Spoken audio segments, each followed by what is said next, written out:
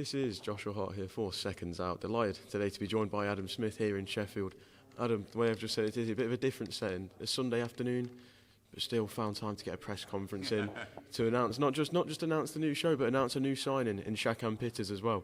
A great day for GBM, let's say. A great day for GBM. I don't think Izzy and I are too popular at home. We've also got an event to go to tonight too. So it's been a long weekend. I was in TalkSport till late last night, and the Birmingham show obviously was happening, so it's been very, very busy. But absolutely delighted to be announcing the December 7th show at the Cannon Medical Arena back there, which is a terrific atmosphere and really, really good show. Yeah, fantastic fights, some 50-50 scraps. Love Razor Ali against Niall Berry. I think that's an absolute corker. Danny Quartermaine, Jack Bateson, two guys I know really well. So exciting that's happening. Kes Ashfaq's putting his words in as well, and he's got Levi Giles. And yeah, fantastic, and a lot of good fighters on the card. So I think it's a really good way to end the year and have a sort of pre-Christmas cracker. It should be fun. I think just being there today and just sitting up close, sitting just on the second row away from the stage, it really gets the juices flowing. You can really sense there's a bit of tension between. One thing I said to Kes Ashfaq is that it seems all three of the other super featherweights on the stage have a bit of a problem with him. Obviously Levi Giles is fighting him, but he's called out Danny Quartermaine. Denny said that Danny Quartermaine took the easier option in Jack Bateson. He just seems like he's a wanted man at the moment, doesn't he? Absolutely, and Jack, who is the coolest, calmest cat in the world, I know him really well from when he was a Sky Scholar. He almost sort of lost it a little bit. Well, Izzy was winding him up too, but then, I mean, Kes just likes to cause a lot of noise, and why not? This is boxing. There's the kidology, the games, the fun outside of the ring too. But it's serious business inside it, and there's four super featherweights up there who have got a lot to prove. Crossroads fights everywhere. Ashfaq and Giles is as well. The winner goes on. The loser. Where do they go from here? So it's it's an important night for a huge amount of fighters actually on December the 7th. Looking forward to it. But you've got on that top table with 3 50-50 fights. It's what we want. It's what we want at GBM. And Izzy's putting his guy Danny Quartermaine in against his mate Mark Bateson's son Jack. And there's a lot of pride around Yorkshire too. And it's sort of Jack's going to have his Leeds fans. Danny's going to come up from Leamington. He's had his time in Coventry for the last couple, and now he's on the road. And I think he wants to give his Leamington posse a good weekend away. And I'm really looking forward to it. I think it's that's a pick'em. The Razor Ali and Niall Berry is definitely. I think that's my fight of the night. Yeah, I think it is a fight of the night. I think it is, and I think a lot of people have said to me that Niall Berry is going to walk through Razor Ali. He's far too good for him, and a lot of people are saying to me that Niall Berry shouldn't be anywhere near Razor Ali because of what happened against DeRosa. So someone's got to be wrong. It's a really good fight, and we'll find out a little bit more about Razor Ali because Berry is very skilled, but we'll find out a lot about Niall Berry's mental strength and his heart and desire when it gets tough, because I probably will against Razor Ali. So really looking forward to that fight. And you sort of don't want either guy to lose, and I don't want either guy to lose in the main event either, because they're both great, and I've known them for a long, long time. But that's boxing, and it's down to business, and Jack's skills and Danny's sort of unpredictability and aggression, and you never quite know what you're going to get with Quartermaine. And then with Razor Ali and Niall Berry, it's the sort of tough, aggressive guy against the maybe more skilled boxer. It's just really good, and we want fights like that. It's a great way to end the year. Just looking at 2024 as a whole for GBM Sports, obviously we kicked off the year back in February with your first night back on a commentary booth, and from there it's just seemed to have been a great year. I remember back in, I think, June when the zone deal came off and we had that beautiful lunch down in London. It's been a brilliant, brilliant year for GBM Sports, and especially for Izzy, and we see the hard work that he puts in, and he's found himself in this position now where the way I look at it is like GBM, they've done that when you've got your prospect and you put them through those tests to see if they've really got the minerals for it. Izzy's been through those tests now, and I think we're getting to a stage where GBM Sports will be ready to mix with those top promotions soon, won't they? That's certainly the aim. We've come a long way this year, and I think it's not just Izzy, but Mitch Costello needs a big shout out. Mitch does so much behind the scenes. He's the sort of unsung hero of the GBM team. Alex Maver and Emily and all all the staff have been fantastic, and they're a pleasure to work with. They're a fun team. They're young, they're lively, they're bright, they're infectious to be around, just like Izzy. And I'm glad I made the decision to join up with them. I did come back. He twisted my arm, Izzy, at an event here in Sheffield for Johnny Nelson. He said to me, "Do you fancy coming back on the mic?" And I've been off for nearly a year and a half, and I wasn't really well in February. Still, I was still recovering from my cancer, but I thought, why not? And I went, and I absolutely loved it. I had so much fun. It was great being back on the mic, working alongside Spencer Oliver, and it was just great. And the fights were good, and the atmosphere was even better, and the prospects were out there, and the 50-50s, and we had it all. And I remember Stevie Levy ring walking with her son, and it just was, it was a great night. And Shaq was good that night too. And I just said to Izzy in the weeks following, I said, look, let's do something, because I really want to give back. I really want to help young athletes develop. I work with Summit Sports and look after Carl Davis and Sophie Alish and Naraldo and some of the really good young fighters that we've got. And I want to do the same sort of thing with GBM. You know, I work with Frank and Eddie and Ben and Calla and all the sort of big guns. And Izzy wants to be a big gun, and he's got the attributes to do it. He's got the base. The foundation is strong, and I think that, as you said, 2024 has been a big year. We went down to the capital as well at York Hall. We've had some good shows in the Midlands. We've been at Rotherham in Sheffield, and I think 2025, with DAZN behind us now, I think we're going to have some real success. You know, Shakan Pitters and the European title, that's an interesting one, winning a purse bid, and I think you're going to see one or two real big announcements next year, because I think fighters like GBM, I think the fans are loving our shows, so I'm hoping that the only way is up, and Izzy and Mitch deserve that. Well, just a great little, as you could say, speech there about GBM and the hard work that gets put in.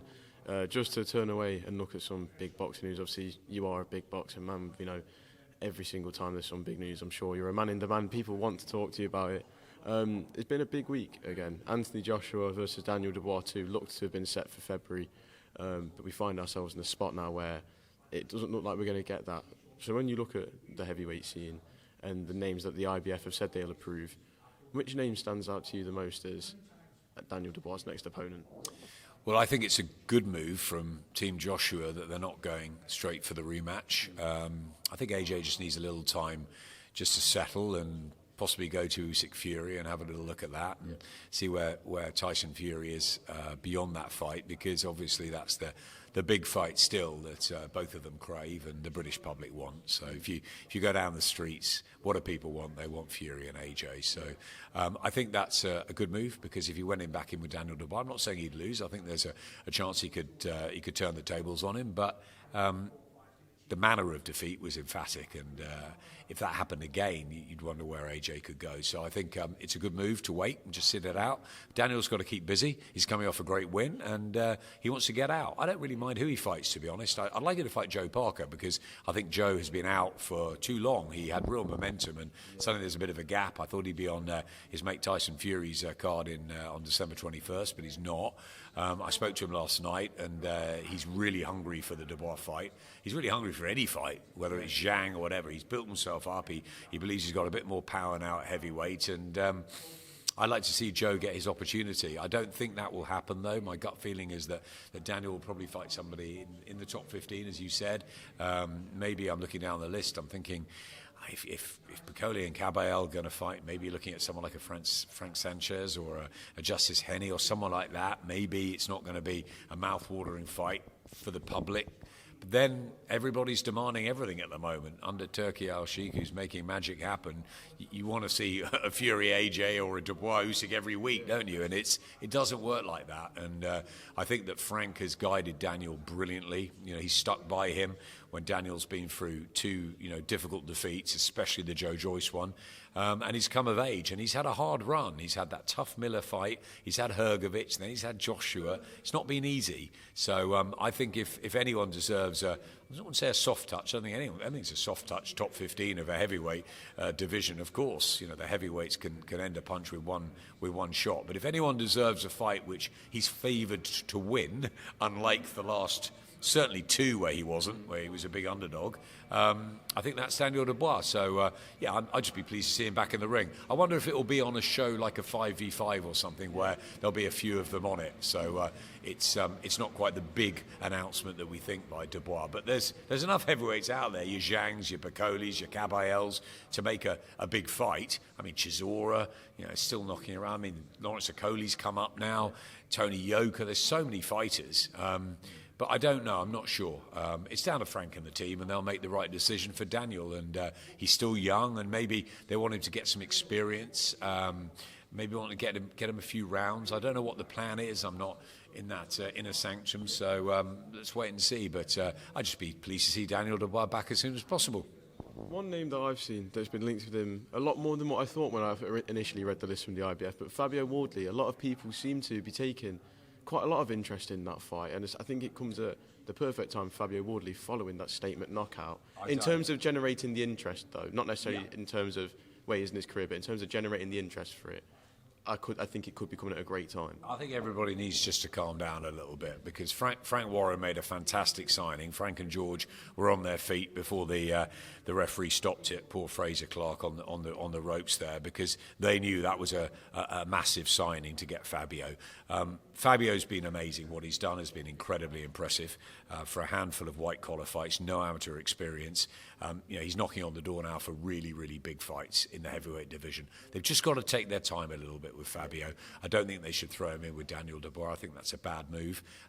So I would let that stew a little bit. That pot just be thickened a bit. But I'd like to see that happen maybe at Wembley in a year's time or something. I think that there's a couple of fights Fabio probably needs to have against top heavyweights before that. But yeah, I just wait. Don't rush Fabio, because he's done really well so far, and I think if you do and he doesn't get through it at world level, and then you're not quite sure sort of where to go with him, I would rather see him fight one of the contenders first, maybe even a couple of them, keep him busy, because he only had less than a round action against Fraser Clark. Yes, it was a tough first fight, but it was a really tough first fight, and then obviously a simple second fight. But I'd like to see him get rounds in against a couple of top contenders before you throw him in against a world champion.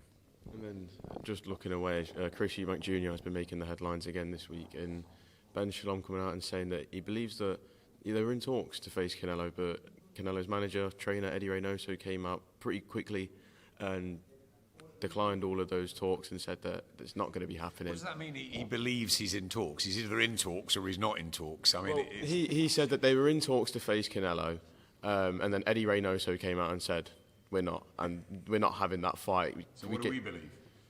Yeah, we don't know, do we? But ultimately, it looks like we're not going to be seeing Eubank Jr. versus Canelo for the second time now. Instead, it looks like the Conor Benn fight, obviously the rivalry has been reignited. But one thing, and I want to put this to you more than anyone, because you understand boxing probably better than most people on the planet. When the fight was first made between Chris and Conor, it was the family history. It was about their dads and what they'd done. Now I feel, as time's gone on and because of the circumstances that have happened, I feel the perspective of the fight has changed for them in Chris and Conor's eyes, and it is a lot more about them now as fighters and not about the family history.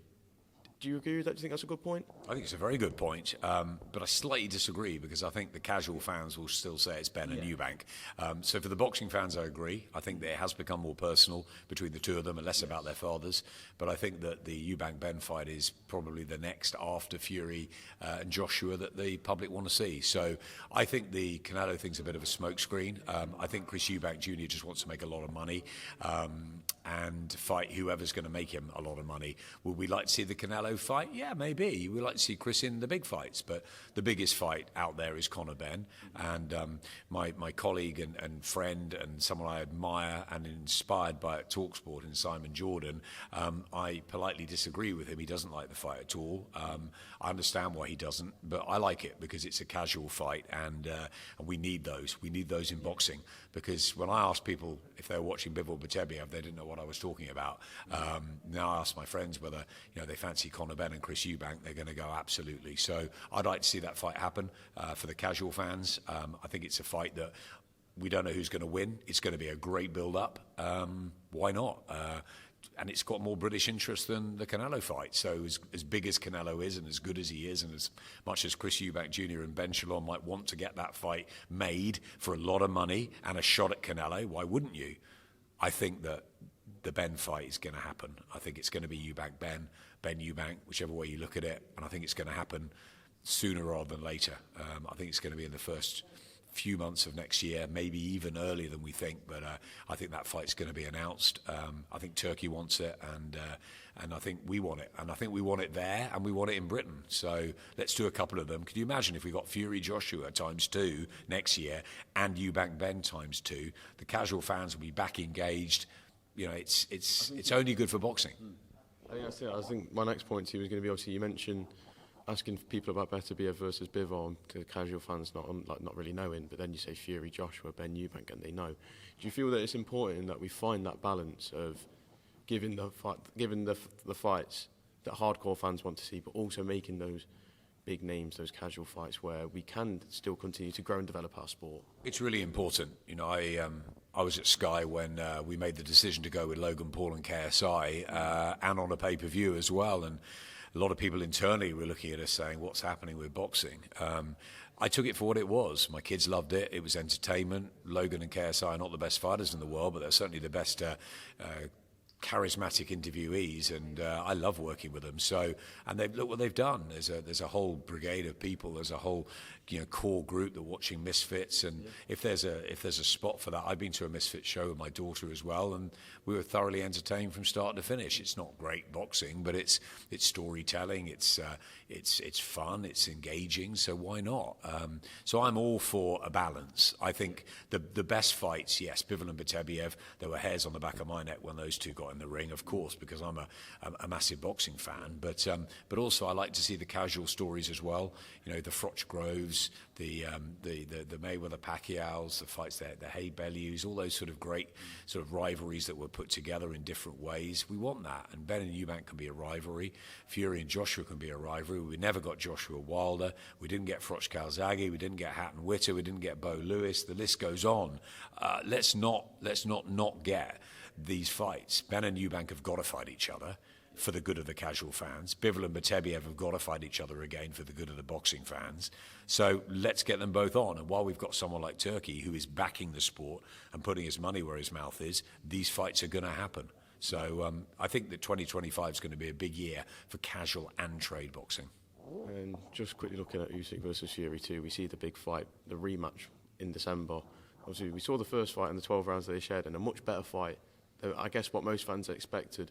But from what you've seen, from what we took away from that first fight, who do you favour heading into this rematch? It's a really big and good question, and I've talked to a lot of people about it, and they're very split. Some people are going Usyk again. Some people say that Fury will stop him this time, that he'll get his jab going, that he won't mess around, and that he'll be too big for him. Usyk is an incredible fighter. You know, amateur and pro, he's been brilliant. You know, 350 unpaid fights. He's been unbeaten as a professional. He's done everything as a cruiserweight. He's gone up. He's beaten Derek Chisora, he's beaten Tony Bellew, he's beaten AJ twice, he's beaten Tyson Fury. I mean, the guy's a magician, right?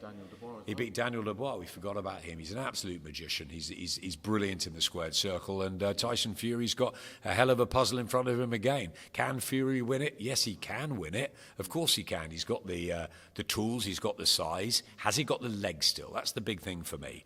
I like Fury's attitude. I like the fact that a few weeks ago he was saying at Box Park, I won that first fight by 4 rounds. And at the press conference the other day, he said, no, Usyk won. And I think that's right. He's got himself in the right frame of mind. He's got his team behind him, and he's going to give it absolutely everything. Got a Moses Atauma out there. You're never going to get another Usyk, but he's got a top-quality sparring man there. So it'd be very interesting to see, and the next few weeks are critical in their preparation. Usyk will be consummate, as always, and Tyson's going to have to put on a performance like the Wilder's second fight. The trouble is, it's been a long time since Wilder 2. He had that trilogy, he had the bad night against Ngannou, and he was knocked almost down and out against Usyk last time. Did he win rounds 4-7 convincingly, and could he have won that first fight? Yes, but he didn't. So he's got to do it again. And my worry is that Usyk may be able to find an answer on the back foot and on the front foot. He's just so difficult to fight. I think Fury will have his moments, but I think he might have to stop him this time if he's going to get the win. I think Usyk on points, or maybe Fury if he gets the size right and he gets the rhythm right and he doesn't mess around. But you've got to sort of slightly lean towards Usyk because he's done it once. But a really good fight, and it's one that's going to be played out again. It's one I can't wait for. It's a fantastic end to the year, and no, we don't know who's going to win. Well, Adam, I think the one thing I can take away from this interview is that boxing is in a very, very good place, not just at the end of this year, but heading into next year. I think boxing is in the best place it could possibly be. Thank you very much for your time this afternoon, and hopefully I'll see you fight week. No problem.